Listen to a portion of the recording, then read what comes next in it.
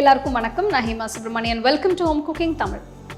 யூஸ்வலாக பசலைக்கீரை வச்சு நம்ம கூட்டு இல்லைன்னா ஏதாவது கறி, சாம்பார் இந்த மாதிரி ஏதாவது செய்வோம். ஆனால் இன்றைக்கி பசலைக்கீரை வச்சு ஒரு வித்தியாசமான சாட் ரெசிபி தான் நீங்கள் பார்க்க போகிறீங்க.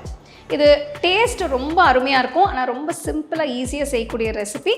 ஸோ வாங்க இந்த பசலைக்கீரை சாட் எப்படி செய்கிறதுன்னு பார்க்கலாம். முதல்ல பஜ்ஜி மாவை ரெடி பண்ணணும். இதுக்கு பாத்திரத்தில் 1.5 கப் கடலை மாவு எடுத்துக்கோங்க. இதில் 1/4 டீஸ்பூன் மஞ்சள் தூள், 1 டீஸ்பூன் உப்பு, 1 டீஸ்பூன் மிளகாய் தூள், 1 டீஸ்பூன் ஓமம் போட்டு மிக்ஸ் பண்ணுங்க. உங்களுக்கு காரம் அதிகம் வேணும்னா இன்னும் கொஞ்சம் மிளகாய் தூள் சேர்த்துக்கலாம். எல்லாம் மிக்ஸ் ஆனதும் கொஞ்சம் கொஞ்சமாக தண்ணி ஊற்றி கெட்டியான பதத்துக்கு மாவை கரைங்க.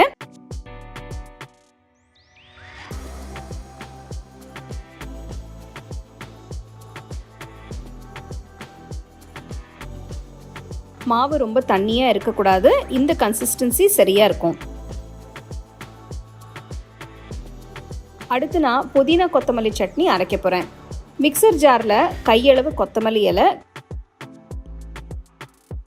கையளவு புதினா இலை,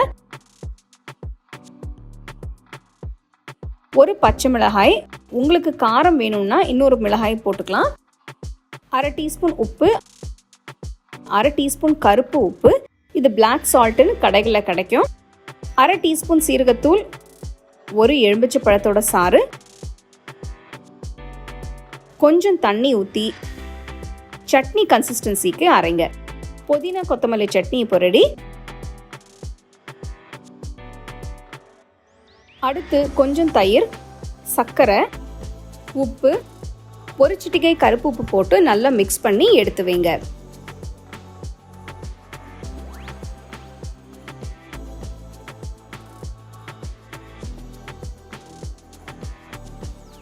அடுத்து பசலைக்கீரையை பஜ்ஜி மாவில் போட்டு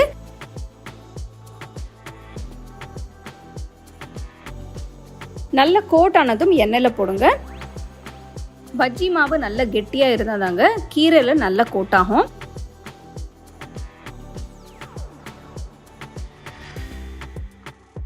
கோல்டன் ப்ரௌன் கலர் வந்ததும் எடுத்துருங்க. பொரிச்ச கீரையை ஒரு பிளேட்டில் வச்சு இது மேலே புதினா கொத்தமல்லி சட்னி, இனிப்பு புளி சட்னி கொஞ்சம், தயிர் கலவை,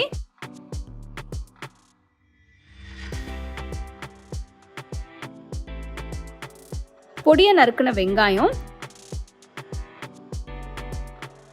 சாட் மசாலா,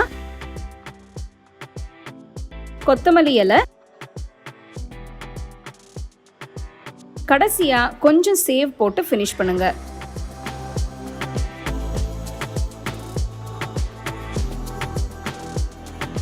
சுவையான பசலைக்கீரை சாட் எப்படி செய்யறதுன்னு பார்த்தீங்க.